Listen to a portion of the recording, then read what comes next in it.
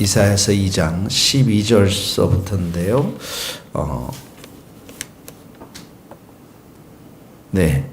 오늘부터 우리가 오늘 마지막으로 제가 이제 이 큐티 설교하고 몇 주 동안 설교를 아마 여러분들에게 주지는 못할 것 같습니다. 단기 선교로 인해서 그래서 9월 달에 갔다 와서 여러분들 또 만나도록 하겠습니다. 오늘 이사야서 2장 12절 같이 함께 있습니다. 대저 만군의 여호와의 날이 모든 교만한 자와 거만한 자와 자고한 자에게 임하리니 그들이 낮아지리라.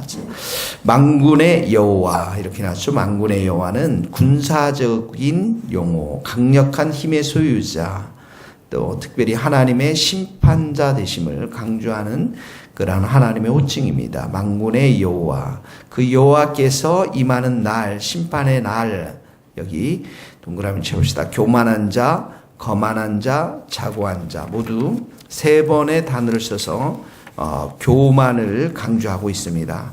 교만의 뜻이 무엇입니까? 스스로 홀로 높아지는 것을 말하는 거죠. 17절에 보면 그날에 자크한 자는 굴복, 교만한 자는 낮아지고 여호와께서 홀로 높임을 받을 것임이라. 그 여호와께서 홀로 높임을, 하나님이 홀로 높임을 받으셔야 되는데 자기 자신이 높아지려는 것을 말하는 거예요. 하나님이 가장 싫어하는 것 중에서 하나가 교만이라는 거죠. 교만. 그래서 하나님의 이 마지막 심판 때 교만한 자들을 심판하기를 원하십니다. 교만한 자는 이렇게 하나님의 심판을 받을 수밖에 없는데 우리는 곧잘 교만에 빠질 때가 많이 있습니다. 하나님을 높이기보다는 우리 자신이 먼저 주인이 되어서 하나님의 은혜를 잃어버리고 살 때가 많이 있는 것이죠. 그러나 우리가 기억해야 할 말씀은 무엇입니까? 하나님께서 이런 교만한 자들을 심판하시는데 13절에 보니까 백향목 상수리 나무, 이 팔레스타인의 이스라엘의 가장 잘 뻗어 있는 나무들, 이 백향목과 상수리 나무, 또 높은 산, 그 다음에 솟아오른 작은 언덕, 이 모든 것들은 인간의 교만을 상징하는 그런 자연물들인 것이죠. 인간의 교만을 상징하는 것들. 15절에도 높은 망대, 견고한 성벽, 인간의 방어력을 자랑하고 안전을 자랑하고 또 인간의 성취를 자랑하는 것. 16절에 다시스의 모든 배, 무역선을 말하죠. 상업, 또 아름다운 조각, 보이는 것, 이 모든 것들 인간의 자랑과 성취를 보여주는 것들입니다. 여기 있는 이 모든 것들은 바로 교만을 상징하는 단어들인 것입니다. 그런데 17절 그날 여호와의 날에 이런 자들이 굴복되어지고 땅에 떨어진다라는 것이죠. 꺾이게 된다라는 것입니다. 교만한 자는 낮아지고 여호와께서 홀로 높임을 받을 것이다. 여호와께서. 잠언 18장 12절의 말씀에도 보면 사람의 마음의 교만은 멸망의 손봉이요 겸손은 존귀의 길잡이니라 이렇게 기록되어져 있습니다. 하나님만이 홀로 높임을 받아야 함을 이야기하고 있습니다. 우리의 마음과 이 교회와 온 세상 가운데 홀로 높임을 받을 것인데 인간들은 교만해서 지금 하나님을 높이지 못하고 있는 것이죠. 그런데 하나님께서 이렇게 높임을 받은 이 사건이 이 땅 가운데 예수님의 초림을 통해서 시작되었던 것이죠. 예수님께서 이 땅에 오셔서 이 하나님을 높이시는 일, 이게 무엇입니까? 바로 십자가의 사건인 것입니다. 십자가의 사건. 빌립보서 2장 8절에 보면 죽기까지 자기를 낮추시고 죽기까지 복종하셨으니 십자가에 죽으심이라. 그러므로 하나님이 그를 지극히 높여 모든 이름 위에 뛰어난 이름을 주사 하늘과 땅에 있는 모든 자들, 땅 아래에 있는 자들 모두 무릎을 예수의 이름으로 꿇게 하시고 모든 입으로 예수 그리스도를 주라 시인하여 하나님 아버지께 영광을 돌리게 하셨느니라. 벌써 이 예수님의 십자가 사건을 통해서 이 땅 가운데서 하나님의 이름이 홀로 높임을 받는 그러한 이제 예수님의 초림을 통해서 십자가의 사건을 통해서 이 땅 가운데 시작이 되셨고, 그리고 이 모든 것은 어떻게 합니까? 예수님이 다시 이 땅에 오실 때, 재림하실 때, 하나님의 나라가 완성될 때 오직 여호와 하나님 한 분만이 홀로 높임을 받게 될 것입니다. 그러므로 오늘 첫 번째 우리의 조경은 우리의 마음의 교만을 버리고 다 겸손하고 여호와 하나님만의 이름을 높여드리는, 그분을 찬양하고 경배드리고 그분의 로드십, 주대심과 왕대심을 인정해드리고 우리가 살아가는 하루가 되어야 될 줄로 믿습니다. 하나님은 첫 번째로 이렇게 교만한 자를 심판하실 뿐만 아니라 두 번째는 우상을 심판하십니다. 우상을. 자, 8절에 보면 우상들은 온전히 없어질 것이요. 이렇게 나왔죠.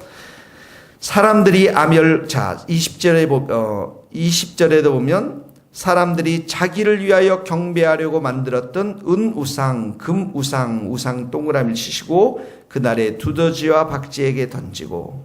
우상의 특징이 무엇입니까? 자기를 위하여, 자기 자신의 풍요와 자기 자신의 번영과 자기 자신의 안정과 자기 자신의 건강을 위해서 이런 우상을 만들었지만 19절 20절 같이 한번 읽겠습니다. 시작. 사람들이 아밀과 토굴로 들어가서 여호와께서 땅을 진동시키려고 일어나실 때 그 위엄과 그 광대하심의 영광을 피할 것이라. 아밀과 음악한 바위 틈에 들어가서 여호와께서 땅을 진동시키려고 일어나실 때에 그의 위엄과 그의 광대하심의 영광을 피하시리라. 여기 보면 여호와께서 땅을 진동시키려고 할 이 말은 하나님이 이 땅 가운데 임재함을 말하는, 땅에 대한 심판을 말하는 것이죠. 그때 하나님께서 위엄과 심판주로서의 하나님, 그의 광대하심의 영광의 모습을 가지고 이 땅 가운데에서 사람들을 이제 심판하고 우상들을 심판할 텐데, 사람들이 암혈, 토굴, 21절에 암혈, 험악한 바위 틈 이런 데 들어가 숨는다라는 것이죠. 왜 그렇습니까? 하나님이 두려웠고 또 극진한 공포 가운데 있어서 이들이 숨을 수밖에 없다라는 것입니다.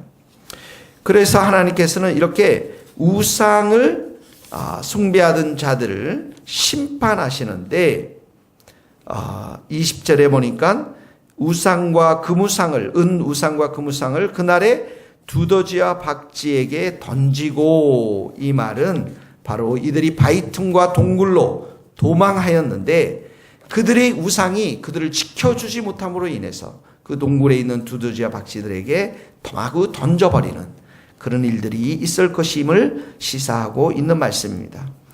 그래서 자기 자신을 위해서 만든 이 우상, 이 모든 것들이 자기 자신을 이 심판의 날에 지키지 못한다라고 하는 사실들을 여기에서 보여주고 있는데, 이 말씀을 우리 가운데 어떻게 적용하겠습니까? 우리에게 우상이 무엇입니까?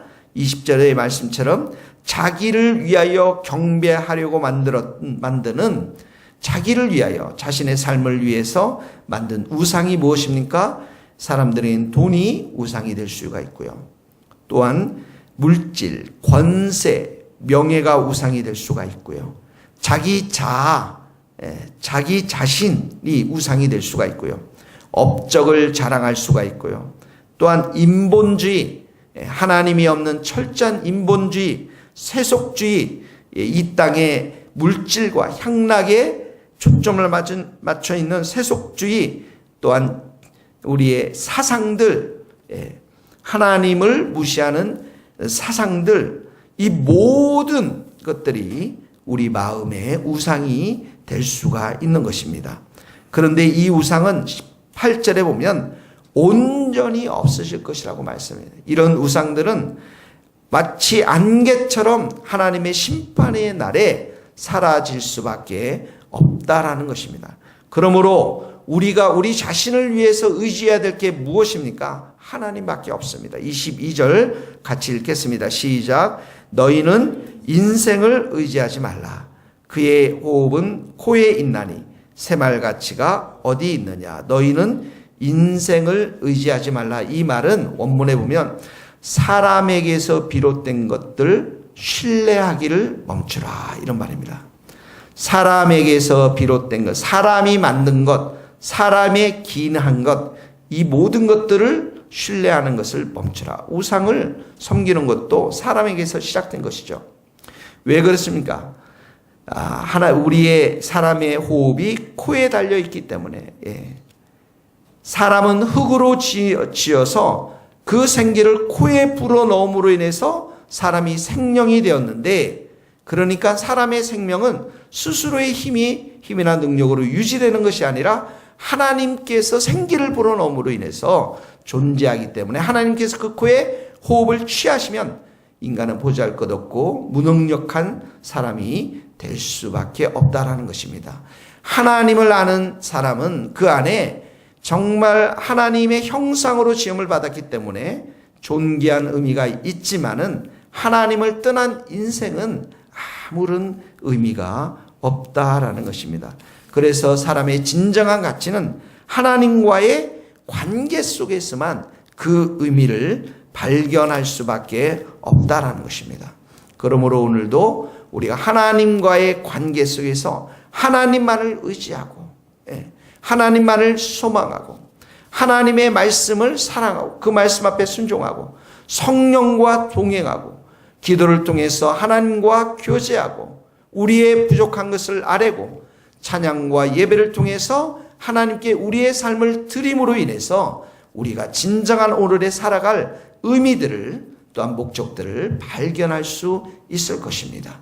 오늘도 그 하나님을 찬양하고 경배할 수 있는, 예배할 수 있는 복된 하루 될 수 있기를 예수님의 이름으로 축복합니다.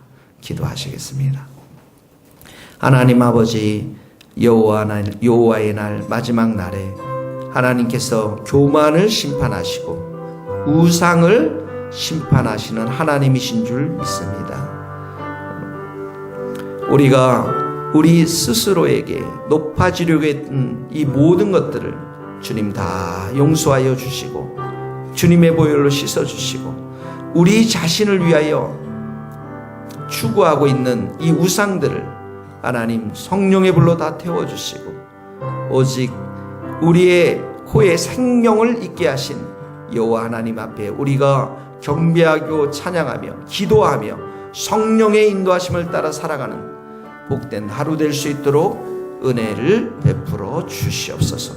주님 감사를 드리며 예수님의 이름으로 기도하오며, 지금은 우리 주 예수 그리스도의 은혜와 하나님의 크신 사랑과 성령님의 교통하심이 우리 모든 성도들과 선교사님들 삶과 사역 위에 이제로부터 영원토록 함께 하시기를 간절히 축원하옵나이다. 아멘.